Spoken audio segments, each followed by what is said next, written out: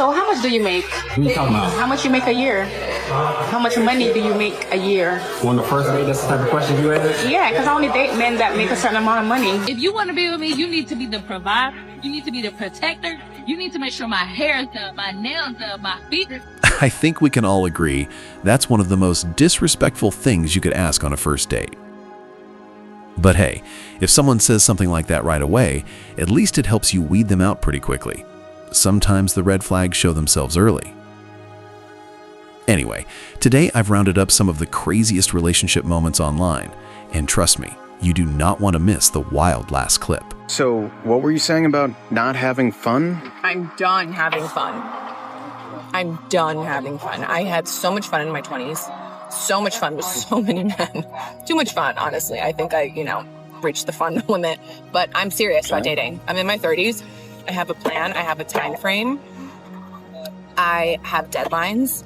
Right. I want a baby in a year. I just froze my eggs. I want a ring in 9 months, and I want to be married a year and a half, maybe 2 years. So I'm looking for someone who is at that level.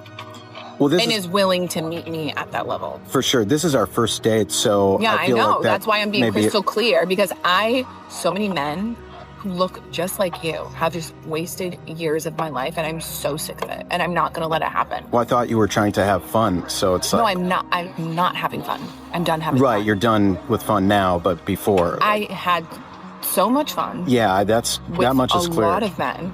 Yeah, I'm picturing a lot of things right now. And I don't need to do it anymore. And honestly, you're really not my type. My friend told me to go out with you, and because she seems like you're the type that wants to settle down. So okay. Normally I don't go for you, but I feel like maybe you're at the same place in your life and my life. I don't know.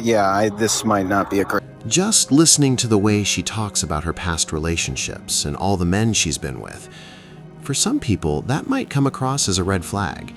How someone speaks about their past can say a lot about their mindset and how they handle relationships. At the end of the day, everyone has to decide what they're comfortable with and what's a deal breaker for them. My date showed up with her best friend. They ordered the most expensive food and drinks. I said I had to use the bathroom. I hope Daddy's credit card works. People are mad at me for leaving a date who brought her best friend to dinner. Essentially, I had a date plan with one of the girls, and when I arrived, she said her friend was joining us. And when we sat down, they started ordering drinks and appetizers and complimented me the whole time. At this point, I knew this was a scam, and I left. And people are saying that I didn't have a right to leave because those women probably earn triple my wage, and I can't face the embarrassment of not being able to afford cheap drinks. And that poor dudes shouldn't date, just stay at home. I don't know, what do you guys think? My date just walked out on me. When he saw me, I was with Francesca, her boyfriend, and Nick. My date just walked out on me within 30 seconds of seeing my face. He saw me, he said, I'm gonna go to the bathroom. He also, when he saw me, I was with Francesca, her boyfriend, and Nick. So, not the best look, situation-wise, but he kind of snuck up on me. He was like, I'm gonna go to the bathroom. He never... Yeah, no, he walked in, everybody was together.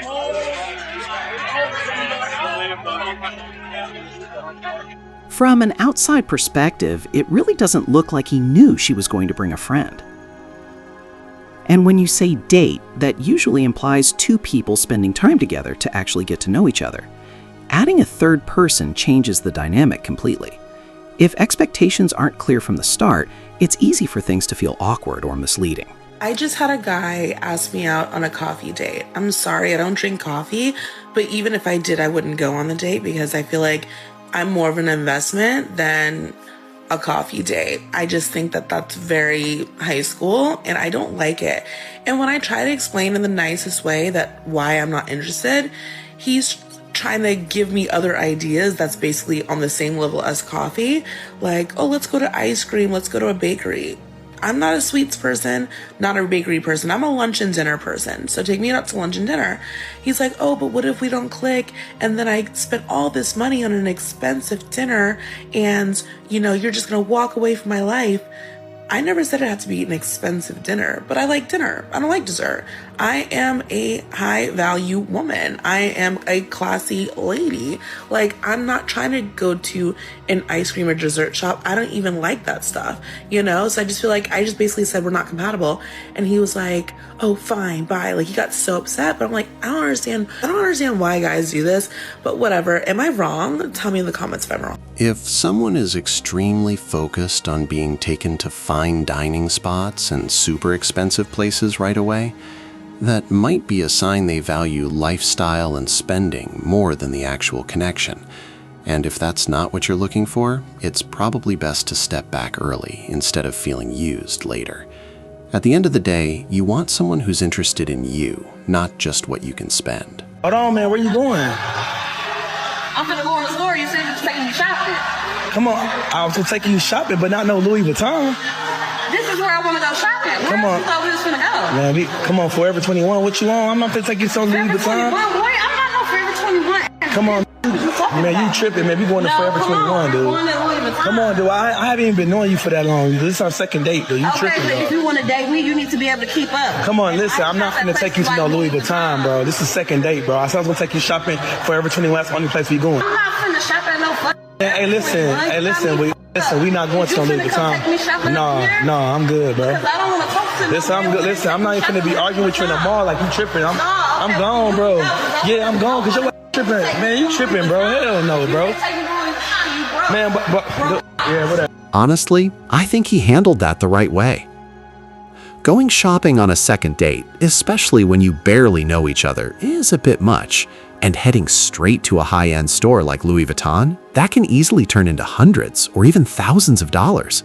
Early on, dating should be about getting to know each other, not testing someone's wallet. PSA, just something to think about. If a man fully providing for you is the bare minimum, then you cooking for him every single night is also the bare minimum. If him opening every single door for you is the bare minimum, then you picking up his laundry off the floor is also the bare minimum. If him being above a certain height and being in shape is the bare minimum, then you staying attractive and staying in shape is also the bare minimum. If him constantly fixing things around the house, taking care of the yard, whatever it may be, is the bare minimum, then you taking care of the home and keeping it clean is also the bare minimum. I see this double standard all the time where women will want all of these traits in men and call those things the bare minimum. Yet, when a man asks if they can cook, they say, well, no, you can cook for yourself. You're fully capable. Wouldn't that mean then that you are fully capable of going to work for yourself and providing, and that you don't actually need someone to provide for you? The truth is that serving is an act of love, and despite what social media may be promoting, being a wife does not mean sitting around and doing nothing and just looking pretty all day while your man goes and works his tail off. It's funny that we put all these expectations on men and then call those expectations the bare minimum, but when a man simply just requires that a woman knows how to cook, social media freaks out and calls it misogynistic. So what she described is honestly what a lot of men and women say they're looking for in relationships. Of course, there are always outliers. Sometimes roles are different, expectations are flipped, or people want something unique. But as a general framework, it's not a bad guideline to consider. At the end of the day, clarity about expectations on both sides is what really makes things work. Ms. Collins, I see you are suing Mr. Sutton for $218.69. Why are we in court today, ma'am? Mr. Sutton here invited me out on a date and then proceeded to walk out on the tab. So there's 2 reschedules. He's understanding, I suppose. And then how do you actually get on the date? There's 2 reschedules, but there's also 2 dates that she said no to. I'm keeping tab. So then after 2 cancellations, and did you believe those cancellations? To be completely honest, You better be, you're sworn in. Yes. Yeah. No, the first scenario, the modeling, I don't know much about it. I think she could have taken maybe 10 or 15 seconds just to send me something. She told me like 10 minutes before our date. I've already driven there. That was very upsetting to me. Okay, you left that part out. We scheduled for 5:30. I showed up at 6:15. 45 minutes late, ma'am. That's not a little. Go ahead. I got stuck in traffic. Ma'am, come on, please, go ahead. I go ahead and I order myself a margarita because they're my favorite. And I have not eaten all that day. So I'm starving. So you're telling the court that you said nothing about dinner. You said, let's go to drinks. I said, let's go to drinks. Ms. That's it. Collins, did he say, let's go to drinks? Yes. Thank you, ma'am. Well, by the time the waiter brings over the food and the margarita, she is on her phone. She's on social media, she's posting, and she starts acting like I'm not even there. She ordered the salmon at the end. That was the third time they came around. Yeah, so she wasn't even done with the previous place before she starts ordering more food. The other drink, and I'm just fed up. I can't take it anymore. I'm seeing red, and I just decide I have to leave right now, so I'm going to make a big mistake. Yes, I told her I was going to the restroom, and I beelined for my car, and I didn't look back. I did pay for my drinks, though. I sent her that money. Okay. Actually, and I have that here for you as well. Yeah, offer that up to the court. Give a round of applause to this man who, through constant disrespect, decided to take his manhood and leave. Ma'am, you are dating for a meal. It's low integrity. It's anti-feminist. And for lack of a better term, it's trifling. The court is convinced, ma'am, that you operated in bad faith, that you wasted this man's time. Sure. So the court completely dismisses the plaintiff's claim of $218.69. That is my rule. First off, let's address the elephant in the room. This is over $218. Taking this to court, involving multiple people, and dragging it out like this just feels like a waste of everyone's time. And showing up 45 minutes late, that's already extremely disrespectful. As for the motives behind it, some viewers might see it as financially driven behavior, and that's never a great look on a first impression. At the end of the day, respect and clear intentions go a long way in situations like this. I'm having a great date with this dude, and then he gets up and he leaves. Did he really just leave? I'm so shocked. Like, what the f? Y'all, I'm not even joking. He in the bathroom, he left. He dipped. He's gone. That is insane. He said, and he just walked away.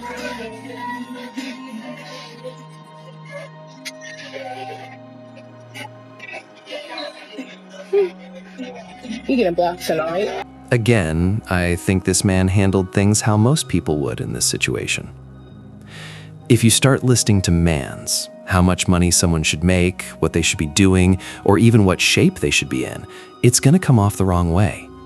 Most people aren't going to respond positively to that kind of approach, and it usually pushes them away. In relationships, how you communicate expectations really matters. Timing and tone make all the difference. You had to eat, bought you a pet, now you want a car. Bro, literally, you haven't done nothing for me in like how many years? Like $500. What you talking about? I just gave you $500 for your birthday. In 25 years of living, thanks. 25 years of living, you're my dad. The least we could have done is the $500 in a car after 25 years. You know what? Since you're so unappreciative, you pay for your own food. How about that? That's all. Honestly, this is such a sad video. You can tell the dad really tried. He worked hard, gave her money, took her to a restaurant, even got her special gifts. And despite all that effort, she comes across as really ungrateful. It's hard to watch when someone's effort and kindness aren't appreciated the way they should be. What does a Mississauga guy have to do in order to have you? He has to be maximum 6'7.2. What? Bank account, credit card info, TikTok info. Every password needs to be mine. If he doesn't share his bank account with me, bro, that just proves he's broke. Bro, don't play with me, actually. You can definitely have your own demands and non-negotiables in a relationship, and you probably should when starting one. But some of these expectations might be a bit unrealistic, like reaching for the stars. If you expect certain things from your partner, you also have to be willing to meet those expectations yourself. Healthy relationships are about balance and mutual effort, not just a list of demands. So how much do you make? How much do I make where? What are you talking about? How much you make a year? How much money do you make a year? On the first date, that's the type of question you ask? Yeah, because I only date men that make a certain amount of money. And what's your criteria? Well, how much is that? I mean, just tell me how much you make and I'll tell you if you... Okay, let me ask you this. Do you what you're asking for, do you make that much? I don't. You don't? The men are the providers. What y'all here for? Y'all providing. So if we're providing, what are you supposed to be doing? I'm here to cater and be pampered. So he has to make a certain amount of money, and you're going to be there to be catered to and pampered. I'm not going to keep a man like that. Like, we're just meeting. I don't have to tell you how much I make a year. I don't know if I want to keep you. How about that? Let's go. I'm ready to go. All right, well, Take me let's home. go. Take me home. Because whoever going to catch you, they probably going to throw you back in the water anyway. Whatever, nigga. All right, yeah. Shut the hell up. Honestly, the attitude on that woman is probably one of the worst I've seen on this channel. I don't understand why she thinks she's entitled to a free meal, asking about his income or demanding a certain salary. It just doesn't make sense, and to many viewers it clearly comes off as gold-digging behavior. Boundaries and respect go a long way, and this situation shows what happens when they're completely ignored. So this is why we have more numbers of women than men on earth.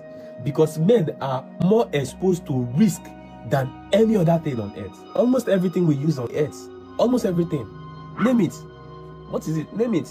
Almost everything are being built by men, controlled by men, maintained by men. So, as we just saw, the numbers don't lie. Men still dominate a lot of risky, dangerous, and essential jobs around the world. Honestly, I expected the numbers to be a bit more balanced, maybe closer to 50-50.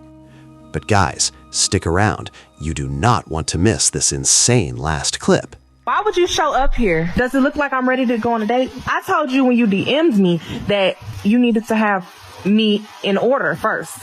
How am I going to go on a date? My hair's not done, my nails is not done. Like, what's going on? I mean, I'm just trying to take you out. What are we talking about? Thought we're going out. Come on, you look good to me. Let's go. No, I don't look good. You look good. Come on, Ray. I don't look good to myself. So what you want? I want my hair and my nails done. Why you got them done? We just met. I don't care if we met today. That's your job, but you want... How much is it? $250. $250? You gonna go out? And then after I go get my hair and my nails done, yeah. $250. No. Okay, I gotta call them and make sure that I can get an appointment. And then right here. Yeah, you want me to wait, ain't you? How you think that they about to be able to do my hair and nails right now? You're gonna be sitting there waiting. I'll be right here. Sitting here waiting? Yeah. You didn't know. I'm gonna call you after I go and get my hair and my nails done. Then we gonna reschedule. All right, so I see you trying to play games. I'm not trying to play games. So I don't have all the details, but from what we can see, he had her address and they were supposed to meet up. She wasn't ready and started demanding money. And honestly, the whole situation just seems really sketchy. It's one of those moments where you just have to step back and think, what's really going on here?